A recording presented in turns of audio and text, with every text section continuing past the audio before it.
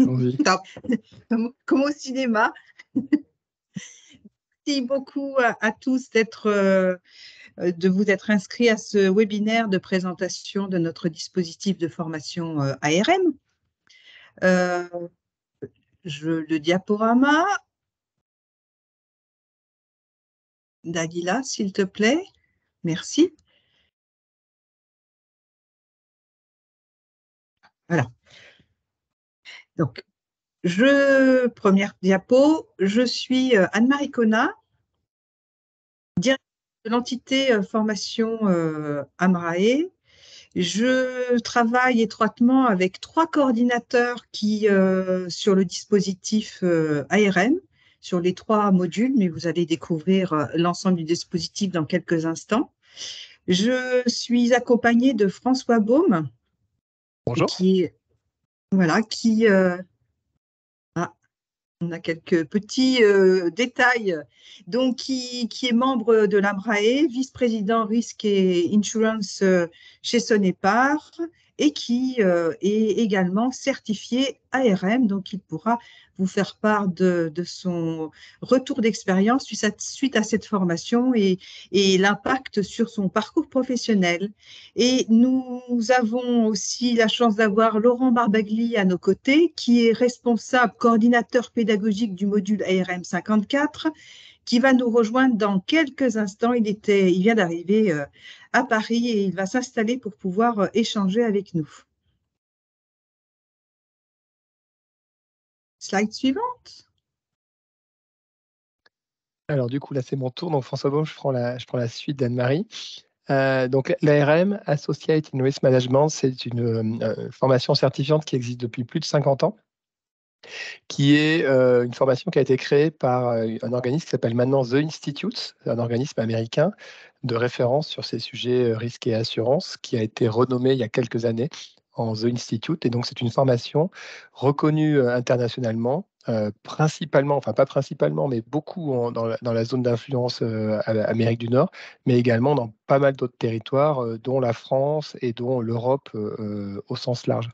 Cette formation au niveau mondial, elle regroupe aujourd'hui plus de 35 000 certifiés. Et on a sur la partie France, donc sur les gens qui passent les modules en France, et on vous expliquera dans quelques instants comment est structurée la formation qui s'articule autour de 3 modules principaux. On a 85% de taux de réussite à l'examen par module. Donc module par module, 85% des gens qui passent l'examen l'ont. Et on peut mentionner, et on en reparlera tout à l'heure, que cette formation en France est délivrée en français, alors qu'elle existe aussi en anglais ou en anglais américain dans les autres pays plutôt du monde anglo-saxon. Donc voilà, je repasse la parole à Anne-Marie sur la structuration, l'architecture pédagogique de la formation en question. Merci François. Donc l'architecture pédagogique que vous voyez ici, donc autour de l'ARM, il y a en fait 3 modules de formation de 12 jours chacun. Ces modules de formation donc, sont planifiés, il y a 2 sessions par an et la prochaine session va démarrer en juin. Donc, il y a d'abord l'ARM 54 sur le diagnostic des risques. Donc, l'objectif global pédagogique visé, c'est apprendre à concevoir un programme d'identification et de maîtrise des risques. L'ARM 55 est plutôt sur la réduction des risques et donc l'objectif global est analyser et traiter les risques que l'entreprise encourt, également de 12 jours. Troisième module est l'ARM 56 qui est sur le financement des risques et donc nous avons comme objectif pédagogique la conception, la mise en œuvre de la rétention, le transfert et des méthodes de financement des risques hybrides. Alors, chacun de ces modules a une durée de 12 jours. Ce sont des séminaires qui sont organisés une fois par mois dans les locaux de l'AMRAE Paris 4e à raison de 3 jours. Donc, au mois de juin, par exemple, il y aura un module de 3 jours qui sera programmé et ensuite, donc, on laissera passer l'été et on vous retrouvera au mois de septembre. Voilà la planification qui est préconisée, donc 3 jours par mois. À la fin de ce dispositif, on peut peut-être juste avant, donc il y a 4 modules qui sont mis en œuvre par l'AMRAE. en français avec des intervenants experts sur chacun de ces contenus. Et au final, il y a un module qui est uniquement en distanciel, qui est le module éthique. Et grâce à ces 4 modules, vous pouvez disposer de la certification. Donc, on peut suivre. Alors, je ne sais pas si Laurent est en ligne, puisque c'est lui qui présente la prochaine. Il a l'air. Il a l'air. Oui. Laurent est là. Voilà, Laurent. Donc, je te laisse expliquer le schéma et rentrer dans les détails de ces 3 modules. Oui, vous m'en voulez pas si je ne mets pas la caméra, parce que je suis dans la rue, ayant subi les... alors, je ne sais pas si la gestion des risques de la SNCF, non, mais les retards des trains, oui. Écoutez, ravi d'être là. Bonsoir à tous. Comme le disait Anne-Marie, il y a plusieurs modules de l'ARM. Je pense que ce qui serait important peut-être de souligner pour commencer, c'est que vous voyez les différentes marches, c'est que l'ARM se veut un moyen d'aborder de façon exhaustive la chaîne de création de valeur du risque management. Hein, si on vient de l'assurance, on pense à la gestion des risques par l'assurance. Si on ne vient pas de l'assurance, on pense à la gestion des risques en termes de cartographie, etc. La force de l'ARM, une des forces importantes, c'est d'adresser à la fois la connaissance du risque, le premier pilier du risque management. Ensuite, deuxième pilier, la prévention. Troisième pilier, le transfert du risque.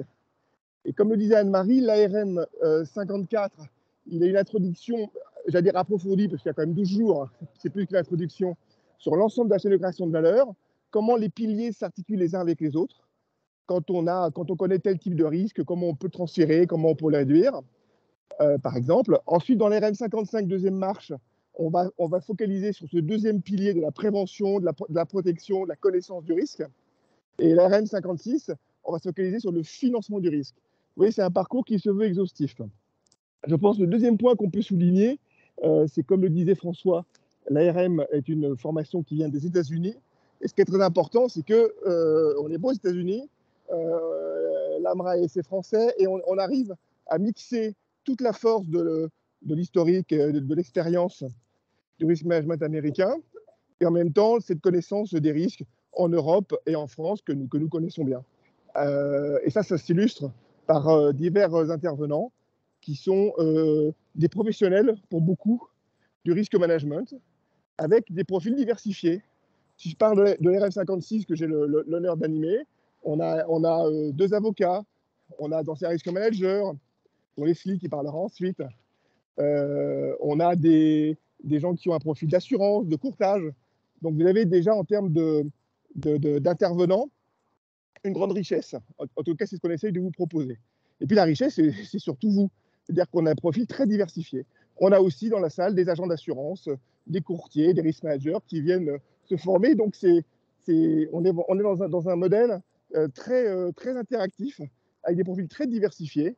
Et donc ça, je pense que c'est aussi une force et un point assez sympathique à souligner, parce que je crois qu'on peut dire qu'on travaille beaucoup et on passe de bons moments.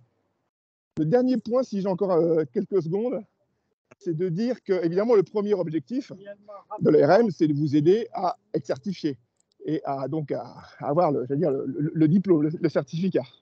Mais on ne se limite pas à ça. Ce qui est très important, c'est que avec les intervenants qui sont là pour interagir avec vous, on mise sur le fait de vous faire connaître, au-delà de l'ARM lui-même, les problématiques opérationnelles, stratégiques, les enjeux, les facteurs de succès dans vos métiers de tous les jours. Ça se veut vraiment aussi opérationnel et très pratique. Voilà ce que je peux vous dire. Et peut-être un point, Laurent, merci pour compléter, qu'on a un peu évoqué, c'est que une fois qu'on a fait la RM 54, qui est la porte d'entrée dans le schéma de certification, on peut, chaque stagiaire peut définir s'il fait la RM 55 après ou le 56. Moi, par exemple, j'ai fait le 54, puis le 56, et après, j'ai fini par le 55. Ouais. Je ne sais pas ce qu'il en est de Walter et Leslie, mais chacun, en fonction de ses contraintes propres et puis de son appétence, peut choisir un ordre ou un autre une fois que la RM 54 est fait. Oui, tout à fait. Qui donne de l'agilité dans la gestion des agendas. Absolument. Exactement. Alors, je me permets de préciser, parce que j'ai omis de le préciser au démarrage de ce webinaire. Donc, je vous invite à poser toutes vos questions. Donc, on les prendra après les présentations. Après donc, le retour d'expérience de Walter et sur l'écran. Donc, n'hésitez pas à commencer à formuler les questions, puis on les prendra une à une pour vous apporter toutes les informations que vous souhaitez. Alors, comment candidater? Donc, c'est un dispositif qui associe donc un dossier de candidature. Ce dossier de candidature est téléchargeable sur le site d'Amrae Formation. Donc, vous avez l'adresse ici, formation.amrae.fr. Donc, il y a un dossier de candidature à compléter. Ce dossier est ensuite envoyé à Laurence Baïf, qui est la coordinatrice de l'ARM 54, qui étudie votre candidature et qui nous fait un retour. Voilà. Donc, il est possible qu'un entretien soit réalisé, mais en général, on est plutôt sur une étude de dossier. Donc, quelles sont vos motivations? Quel est votre projet professionnel? Et cela est mis en adéquation avec les objectifs globaux du certificat ARM. Fois que le dossier est étudié, donc la coordinatrice de l'ARM 54 nous fait un retour, donc positif ou négatif. Vous recevez un mail de notre part. Quand la réponse est positive, est associé un bulletin d'inscription. Donc, pour que votre inscription soit complètement réalisée, nous avons besoin de recevoir votre formulaire d'inscription. Alors, en termes de date, donc la prochaine rentrée de l'ARM 54 a lieu le 14 juin. Ce qui veut dire que nous acceptons des dépôts de dossiers jusqu'au 26 mai. On se garde un petit temps parce que parfois, les futurs candidats ont besoin de temps pour monter leur projet de financement avec leur entreprise. Voilà. Et puis, donc, c'est à raison de 2 sessions par an. En général, une session au mois de février-mars et une session au mois de juin. Voilà pour ce slide. Voilà. Alors, ce qui est important, au-delà de l'architecture pédagogique, du fonctionnement, des examens, c'est d'avoir un retour des certifiés. Et aujourd'hui, nous avons la chance d'avoir donc Leslie qui est juste au milieu, donc Leslie Noël, qui fait partie de la promotion 2020, qui a la particularité d'intervenir en tant que formatrice sur l'ARM 56. Nous avons Walter Munch qui a réalisé aussi les 3 modules et qui fait partie de la promotion 2021.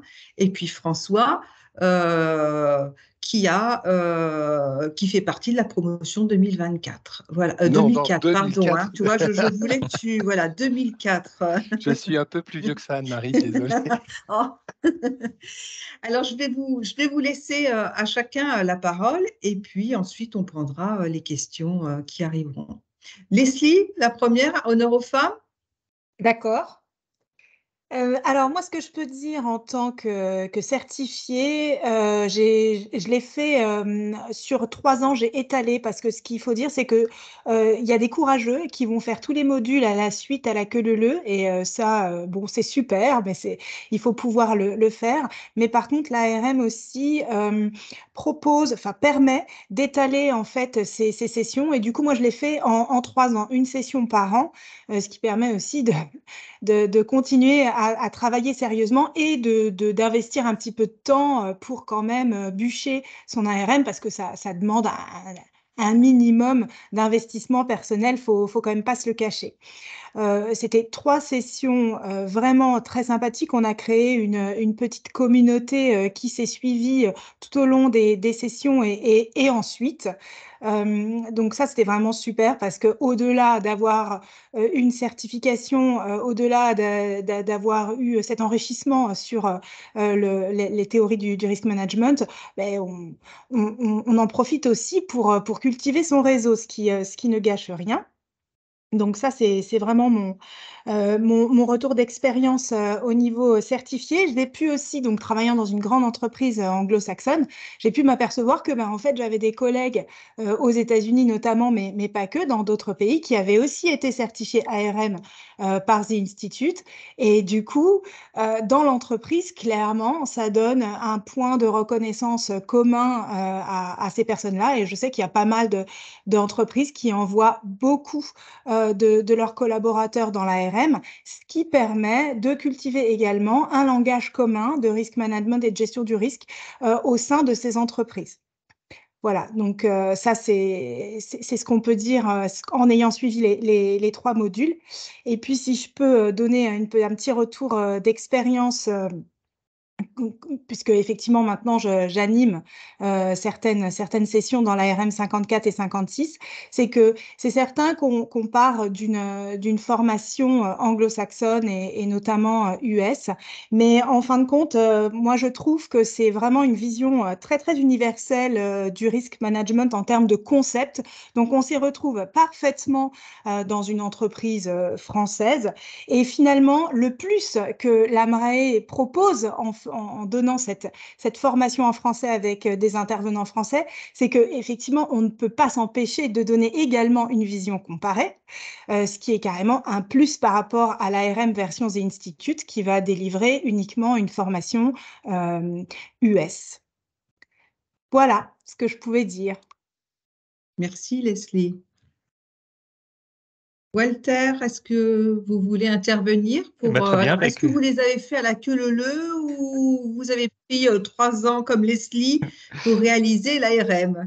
non, je les ai fait à la Racontez-nous. queue leu. Moi, je suis certifié, j'ai été certifié en décembre 2021 et je les ai fait, j'ai fait les 3 modules sur toute l'année 2021. Donc, j'ai commencé par le 54, évidemment, ensuite le 56 et j'ai terminé par l'ARM 55. Et donc, pour obtenir ma certification au mois de décembre 2021. Donc, moi, j'ai suivi ces modules avec tout simplement parce que j'étais en mesure de pouvoir le faire, hein, puisque j'étais pas en activité professionnelle à l'époque. Et donc, j'avais tout le temps disponible pour pouvoir me consacrer pleinement donc, à cette formation. Donc, moi, j'ai suivi cette formation pour plusieurs raisons. La première raison, c'est que j'ai un profil plutôt assurance, puisque j'ai une vingtaine d'années d'expérience dans le courtage d'assurance. Et le contexte a évolué récemment et il me semblait qu'il me manquait quelque chose. Et donc, la vision assurance pure n'est plus suffisante. Aujourd'hui, il faut avoir vraiment une vision beaucoup plus globale. Et l'analyse et la prévention et la réduction des risques est au cœur de l'écosystème du risque management d'aujourd'hui. Et donc, le transfert à l'assurance ne peut se faire sans avoir une vraie vision de risque manager avec l'intégration donc de la prévention, de la réduction des risques. Et donc, je souhaitais donc tout simplement élargir mes connaissances pour me permettre également d'être en phase avec aujourd'hui les attentes, le marché tel qu'il est aujourd'hui. Alors, le bénéfice que j'ai pu en retirer, c'est tout simplement de pouvoir parler le même langage que mes interlocuteurs, et ça, c'est un élément important. Et c'est surtout également d'avoir une vision opérationnelle et très pratique qui a été communiquée, qui a été faite par les différents experts qui interviennent dans le cadre de cette formation, ce qui m'a permis également de pouvoir profiter de leur expertise, car j'ai eu la chance de pouvoir rencontrer des experts de haut niveau, des formateurs de haut niveau, chacun expert dans son domaine. Donc, ça m'a permis également d'avoir une vision beaucoup plus large que celle que j'avais précédemment. Et puis, ça m'a aussi permis de me constituer, et ça c'est un élément important, un réseau, puisque dans les différentes promotions, les 3 promotions, la RM 55, 54, 55 et 56 que j'ai faites, que j'ai pu rencontrer sur toute l'année 2021, eh bien, j'ai évidemment rencontré des profils très divers, très variés, et il y a eu un vrai enrichissement mutuel, tant par les différentes personnes comme moi qui suivaient les formations que par les échanges que l'on a pu avoir avec les différents formateurs et les experts qui sont intervenus. Donc moi, ça m'a permis tout simplement de pouvoir évoluer professionnellement. Ça, c'est un élément important puisque donc ça m'a permis de pouvoir donc intégrer un grand cabinet de courtage et puis également donc d'avoir la responsabilité de suivi commercial de grands clients. Et donc, ça m'a permis de pouvoir également mettre en application par les différentes problématiques que je suis amené à traiter au quotidien avec mes clients, de mettre en application ce que j'ai pu apprendre et ce qui m'a été transmis sur les différents modules. Et ça, j'insiste beaucoup sur la vision vraiment très opérationnelle, très pratique, parce que ça, c'est vraiment un des plus de la formation, c'est d'être vraiment dans le concret. Et puis, bien, le fait d'être titulaire et de s'être certifié, ça me permet de rencontrer également, dans le cadre de mon activité, d'autres personnes qui n'étaient pas en promotion avec moi en 2021, mais qui ont été certifiées dans le passé, soit partiellement par l'ARM 54, ou soit qui sont totalement certifiées ARM en ayant suivi les 3 modules. Et ça, voilà, il y a une reconnaissance mutuelle d'avoir fait chacun ce cursus. Et ça, c'est un élément important aussi. Merci Walter.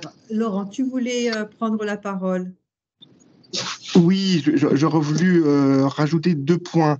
Le premier, oui, mais c'est illustré par tout ce que vous venez de dire. Être certifié ARM, ça devient de plus en plus, allez, je lance le mot incontournable.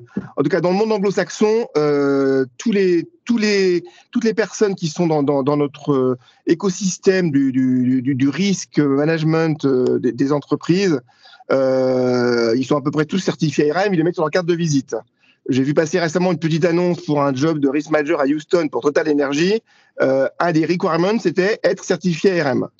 Alors, c'est peut-être pas obligatoire en Europe, sauf que ça fait un plus, et Walter vient de l'illustrer. Et un plus différenciant quand on, pas uniquement quand on cherche un job, mais le fait d'être dans des métiers de plus en plus internationaux et d'être certifié ARM quand on va travailler avec dans un monde international, c'est aussi un plus déjà de reconnaissance. Le deuxième point, si vous m'autorisez, c'est de souligner que et François le disait au début, 85% de réussite. Bon, normalement, si on bosse, normalement, on l'a. Et on donne les moyens à chacun de bosser. C'est-à-dire qu'on a parlé des cours, on a parlé des interactions, on a parlé des aspects opérationnels très pratiques. Et en même temps, il y a aussi il y a du bachotage, j'allais dire, sympathique, interactif, tous ensemble. Mais il y a beaucoup de questions d'entraînement, des examens blancs, pour se roder et pour y aller. Voilà, donc on se donne tous les moyens de réussir avec aussi la méthodologie. Voilà, donc vous n'êtes pas lâché dans la nature pour réviser de votre côté. Il y a du travail évidemment à mener en dehors, mais il y a beaucoup de choses qui sont faites en termes de révision pendant les sessions pour vous donner les moyens de réussir. Merci, je pense que c'est Laurent. Effectivement, si je peux ajouter quelque chose là-dessus, c'est un point important que mentionnait Laurent, c'est qu'effectivement, la logique d'animation pédagogique, elle est basée aussi sur cette idée de pouvoir maximiser l'utilisation du temps que vous allez passer, là, les fameux 3 jours multipliés par 4 pour aboutir à 12 jours pour chaque module, pour acquérir des connaissances, les confronter avec des réalités opérationnelles et puis surtout se préparer à passer l'examen final en vue d'être certifié, avec ces exercices pratiques, ces cas concrets qu'évoquait Walter, etc. Donc il y a du temps à prévoir aussi en dehors de ces 3 jours, mais le rapport temporel, il est beaucoup axé sur le temps que vous allez passer pendant la certification. Et pour ajouter un point pas vraiment nouveau parce que tout le monde l'a un peu évoqué, c'est qu'effectivement, une fois qu'on est certifié, cette certification, elle vous donne accès à un vocabulaire, à une logique d'appréhension du risk management qui est finalement reconnue internationalement dans toutes les parties de l'écosystème. Côté dans votre propre entreprise, comme l'évoquait Leslie, auprès des prestataires et des partenaires avec qui vous pouvez travailler, comme l'évoquait un petit peu Walter, en France, en Europe, mais aussi et surtout aux États-Unis ou dans le monde anglo-saxon de manière plus large. Moi, j'ai la chance de travailler aujourd'hui pour un employeur qui est très présent en Amérique du Nord. Et effectivement, quand je discute avec mes collègues locaux en charge de risk management aux États-Unis, ils sont tous certifiés ARM. Et quand je discute avec les assureurs, les experts, les courtiers américains ou plus largement nord-américains avec qui on peut travailler sur les différents sujets et même dans certains cas des consultants avec qui on travaille. La plupart d'entre eux, si pas tous, sont certifiés ARM, ce qui permet de gagner du temps. Quand on parle d'une chose, on a la même compréhension, qu'on soit anglais, américain, français, allemand. Si on a fait l'ARM, on a cette logique-là. Et donc c'était vrai il y a presque 20 ans quand moi j'ai passé l'ARM 56. Ça reste vrai aujourd'hui, c'est même encore plus vrai aujourd'hui parce qu'entre-temps 20 ans sont passés et du coup il y a de plus en plus de monde qui est certifié ARM qui contribue finalement à diffuser ces principes dans un écosystème qui n'est pas si large que ça, hein. L'écosystème de la gestion des risques et des assurances au niveau mondial, c'est pas non plus un marché de masse, hein, si on peut dire. Ça reste quand même un marché de niche. Donc vous avez une chance assez forte de vous retrouver en face d'un ou plusieurs certifiés ARM dans un certain nombre de réunions sur différents types de sujets. Et du coup, vous gagnez du temps, vous gagnez de la crédibilité et ça accélère aussi votre valeur marché, si on peut dire ça comme ça, un peu ce qu'évoquait Walter également. Donc voilà pour le témoignage que je pouvais apporter. Et donc moi, effectivement, j'ai pas fait les choses dans l'ordre. J'ai fait le 54 que tout le monde fait en premier. Et après, pour des raisons on va dire de besoins immédiats dans mon entreprise de l'époque, j'ai d'abord fait le 56, donc celui sur le financement, pour ensuite finir et être in fine certifié en passant le 55 dans un troisième temps, parce que j'avais des besoins et une urgence, on va dire, sur mes fonctions de l'époque à cette période-là. Voilà. Mais du coup, c'est une liberté assez importante de pouvoir le faire comme ça, quoi. François, pour ce témoignage. Alors, nous allons pouvoir prendre quelques questions. Alors, comment se déroulent les examens? Alors, The Institute a prévu 4 sessions d'examen dans l'année, donc 15 janvier, 15 mars, 15 avril, 15 juin, 15 juillet, 15 septembre, 15 octobre, 15 décembre.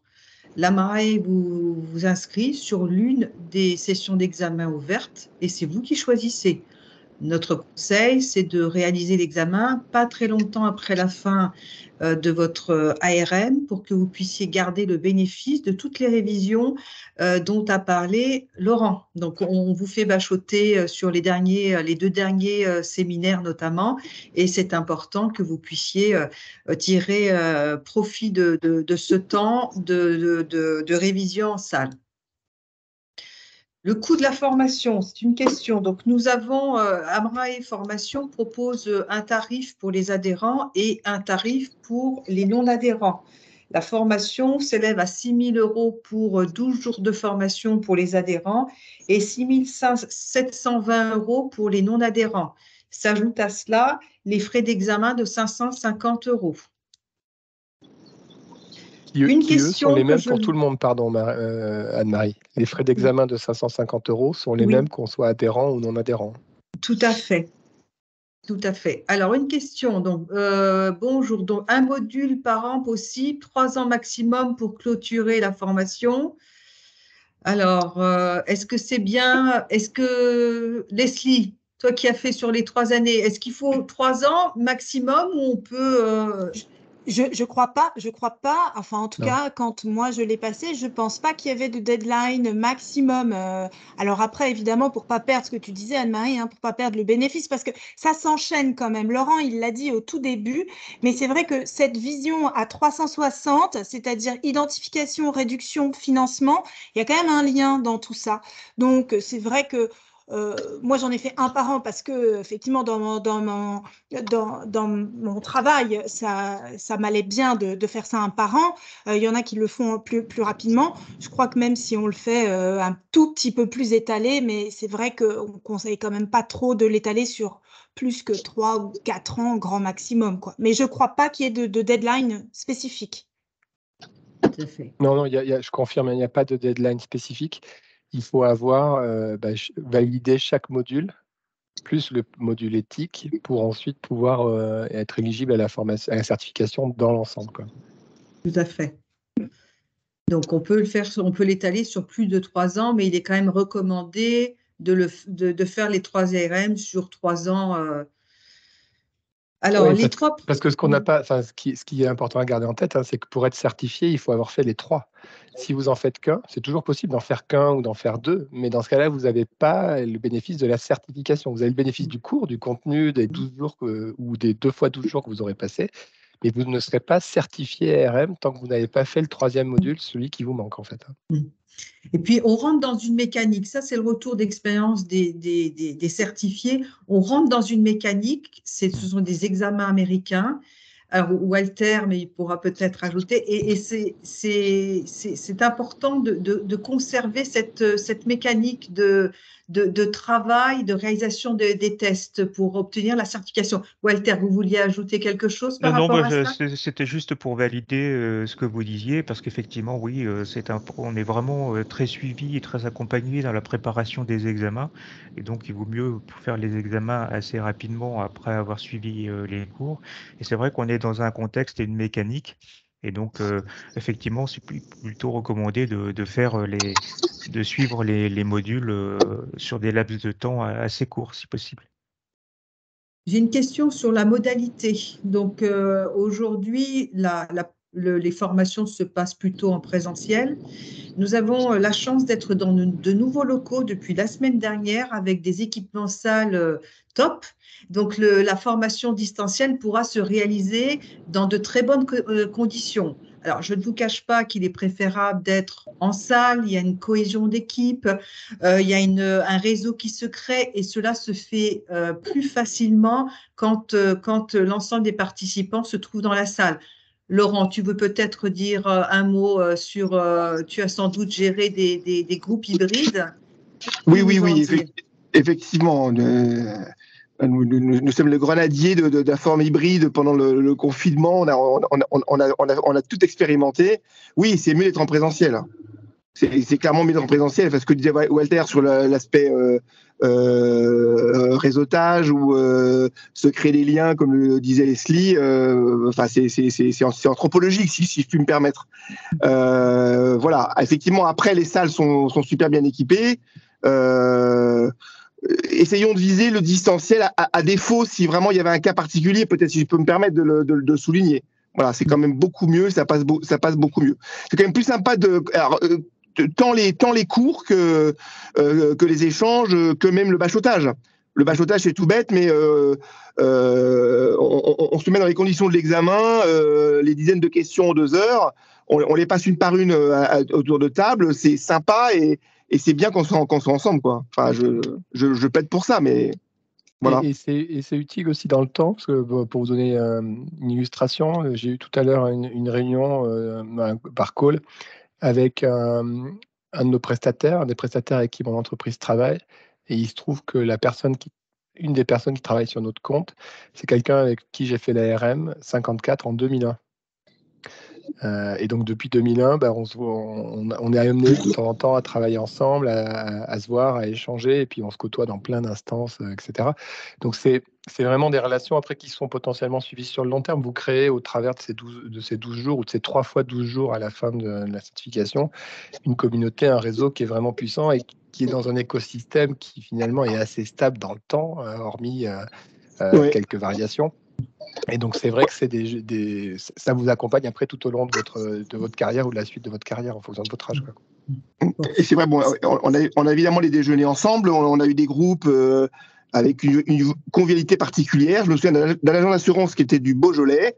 Un soir, il a organisé une dégustation de Beaujolais très sympathique et voilà, je vous dis, c'était mieux en présentiel, clairement. J'étais pas dans ce groupe-là, moi, malheureusement, mais bon. Bah, on vous l'avoue 3-4 ans après. Voilà, Oui, mais bon. c'est ça. Ouais. Non, mais voilà, c'est juste en termes de convivialité, c'est clair, quoi, aussi. Alors, évidemment. Sachez qu'effectivement, le réseautage, etc., est plus simple. Mais nous accueillons très régulièrement des candidats de l'étranger qui ne peuvent pas toujours venir à Paris pour suivre les formations. Donc, ça se fait très bien. Et il y a un accompagnement aussi d'Amrail Formation pour que l'hybride se passe dans les meilleures conditions. Alors, on est bien au 36 boulevard de Sébastopol, Paris 4e. Donc, c'est une question de Muriel, voilà. Donc, il y a beaucoup de transports en commun à proximité. L'accessibilité est très facile. Alors, une autre question, l'examen se fait en présentiel ou en ligne? Alors, je vais répondre, hein. Donc, l'examen se fait en ligne. Donc, Amarae Formation vous inscrit à l'une des sessions que je vous ai indiquées, 4 sessions d'examen par an. Et donc, l'examen est mis à disposition sur votre espace, sur le site de The Institute. Donc, vous pouvez passer l'examen de chez vous ou sur votre lieu professionnel, 7 jours sur 7, 24 heures sur 24. Et Alors, c'est si en vous avez... français. Et c'est en français, oui. Oui, Donc, il y a une question qui est posée. Tout le matériau pédagogique, pardon, Laurent, tu as bien fait de le préciser, tout le matériau pédagogique qui est mis à disposition dans le cadre de l'ARM est bien sûr traduit en français. Donc, les cours sont en français, les examens également. Et justement, le taux de réussite au module de 85% qu'on évoquait au début, c'est des Français, enfin des francophones qui parlent, c'est un taux de réussite qui couvre la population des francophones qui passent l'examen en français. Donc, il n'y a pas normalement de problème de langue, hein. Ce n'est pas des Français ou des francophones qui passeraient l'examen en anglais et qui échoueraient pour des problèmes de compréhension du vocabulaire anglais. Absolument. Voilà, et vraiment, si je peux reprendre ça sans trop insister, il ne s'agit pas de punir, entre guillemets, son copain assez bossé, mais l'expérience, et ça fait pas 20 ans que je suis formateur, c'est réellement celui qui s'investit, c'est exigeant l'ARM, c'est exigeant, c'est pour ça que c'est reconnu mondialement, mais celui qui s'investit bien et qui vraiment révise en dehors et est bien impliqué pendant les sessions, normalement il l'a. Super, je ne veux pas m'y engager, hein, je veux pas m'y engager. Après, j'ai ma RC professionnelle, mais vraiment, en pratique. Ouais. Déjà parce que c'est une logique d'apprentissage qui est basée aussi sur la récurrence. Oui. On boucle en fait, et donc on vérifie que ce qui a été vu est acquis, et on y revient jusqu'à ce qu'on soit sûr que ce soit acquis, etc. Donc si on est bien investi dans le temps passé sur place, on a déjà fait une bonne partie du travail. Ça n'exclut pas qu'il y a du travail un peu après de révision, etc., comme dans n'importe quel examen. Mais si on est présent et concentré sur son métier pendant les sessions de formation, normalement, effectivement, on peut l'avoir sans trop de problèmes, sans trop de risques. Je ne sais pas ce que vous en pensez, Leslie et Walter, vous êtes plus récents que moi. J'ajoute quand même que donc il y a le matériel fourni par The Institute, donc ça c'est l'officiel, hein, les livres, les guides de cours, les questions d'entraînement, etc. Mais j'ajoute aussi les slides et les présentations faites par donc les intervenants, mais surtout par les coordinateurs de session, qui constituent véritablement aussi du matériel d'apprentissage. Si on comprend, et il n'y a aucune raison qu'on ne comprenne pas, et qu'on apprend les fiches PowerPoint faites par les coordinateurs, le travail de révision est quasiment fait, quoi, en fait. Donc, il y a véritablement une aide à l'apprentissage faite par les coordinateurs de session. Et moi, ce qui m'a beaucoup plu également, c'est dans les sessions de révision, c'est que j'ai noté qu'il y avait vraiment un esprit d'équipe. Il y avait un esprit de groupe entre tous les participants à la formation, et cette entraide mutuelle était vraiment très intéressante parce qu'on s'est vraiment enrichi mutuellement en préparation des examens. Merci. Alors, il y a une question alors pour ceux qui travaillent en anglais. Donc, Muriel travaille en anglais, mais elle est française, et elle pose la question. Elle voudrait savoir s'il vaut mieux faire la formation en anglais ou la réaliser en français. Quelle est votre réponse? Qui veut répondre? Leslie, toi, tu travailles en anglais beaucoup. Oui, moi, je travaille que en anglais. Mais c'est ce qu'on a dit tout à l'heure. Alors, on peut tout à fait faire la formation en anglais, il n'y a pas de souci. Ça va vous donner une vision ARM US. Ce que propose l'AMRAE, c'est pas simplement de délivrer cette formation ARM traduite en français, ce qui n'aurait pas beaucoup de sens, enfin, sauf un sens de langue, mais on fait aussi des allers-retours entre c'est quoi le concept, comment on le comprend aux États-Unis ou dans le monde anglo-saxon, et comment ça pourrait aussi s'appliquer en Europe si différent. Et si pas différent, quelle est la vision universelle de ce concept de risk management? Donc, de toute façon, si c'est un problème de vocabulaire, enfin, si on sait pas trop, on se doute qu'on va avoir un petit problème de vocabulaire.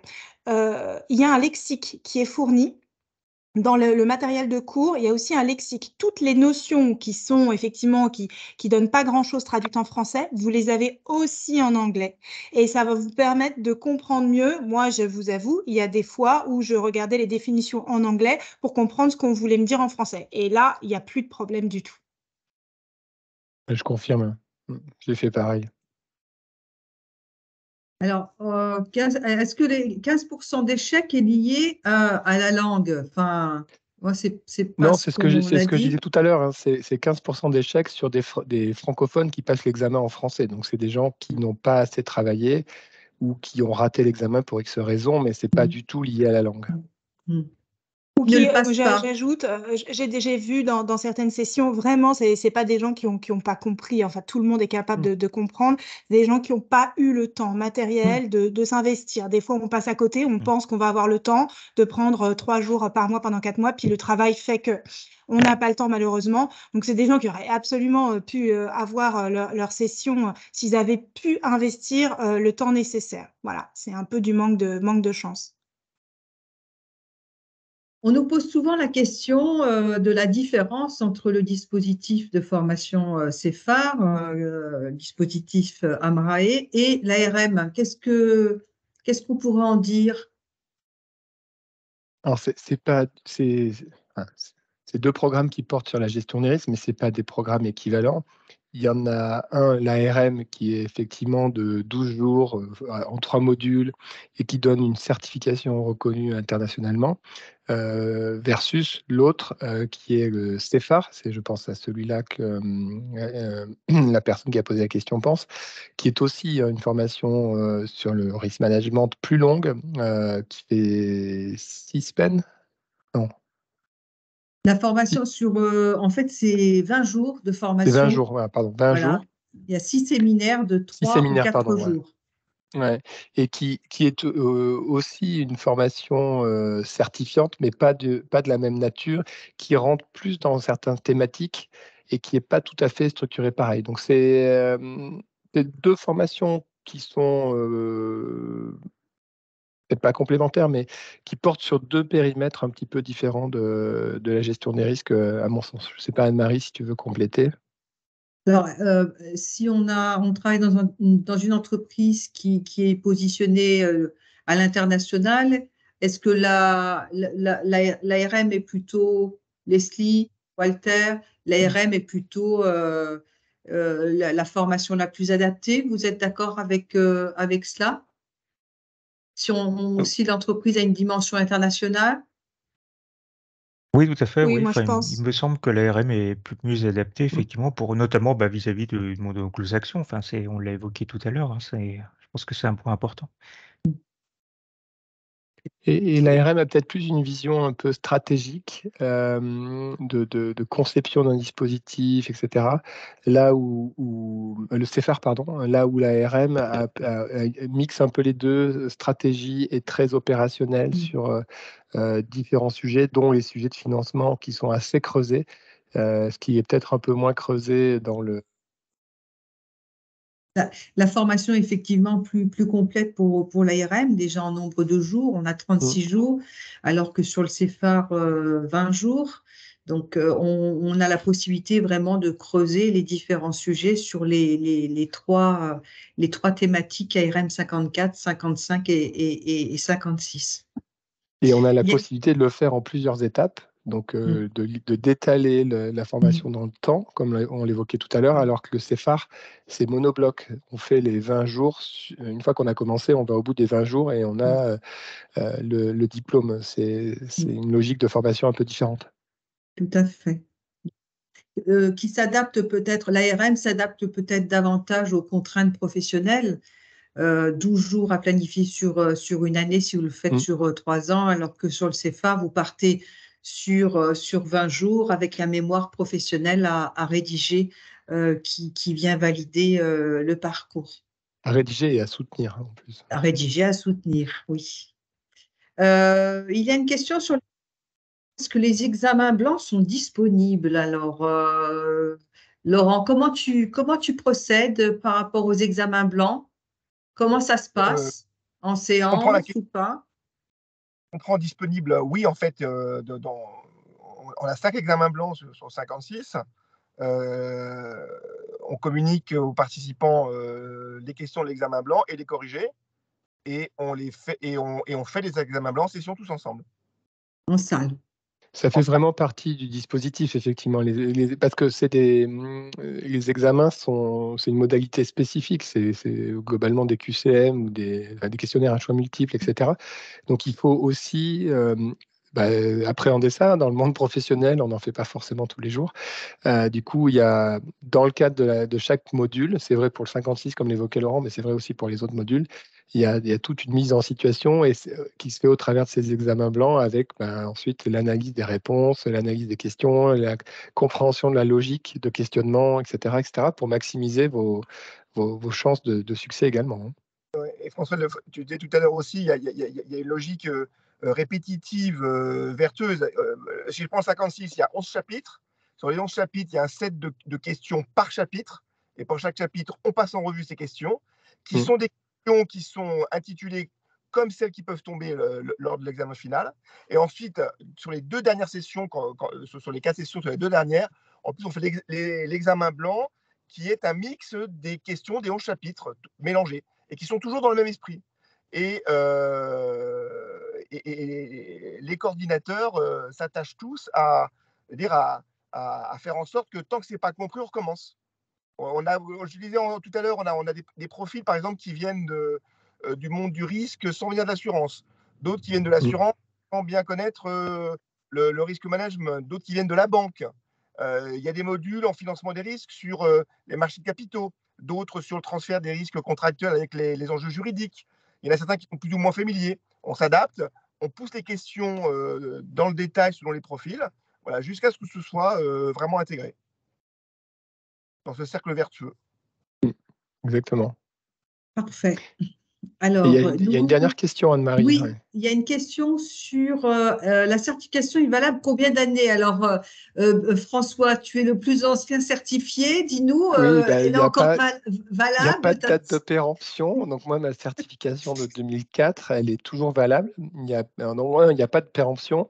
Et 2, sauf à ce que ça ait changé, mais je ne crois pas, il n'y a pas de module d'obligation de passer une sorte de rafraîchissement périodique, etc.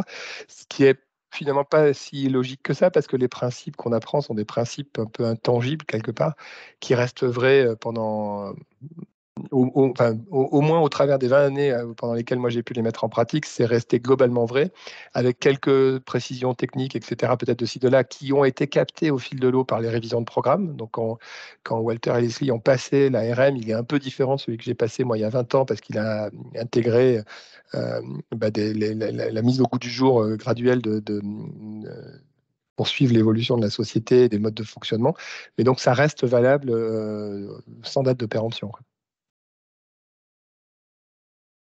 Alors, donc nous n'avons plus de questions, mais peut-être un petit rappel de l'architecture pédagogique pour les retardataires. Donc, ce webinaire est consacré à l'information sur le dispositif ARM. Le dispositif ARM est composé de 3 modules de 12 jours chacun. Le prochain module ARM 54 va démarrer à la mi-juin 2023. Voilà, donc on passe les slides. Donc le premier module ARM 54 a pour objectif d'apprendre et de concevoir un programme d'identification et de maîtrise des risques. Le deuxième module est consacré à la réduction des risques, ARM 54, donc l'analyse et le traitement des risques. Et le dernier module animé par Amrail Formation et l'ARM 56 sur le financement des risques, donc concevoir et mettre en œuvre la rétention, le transfert et des méthodes de financement des risques hybrides. Voilà, donc 3 modules de formation, 12 jours chacun.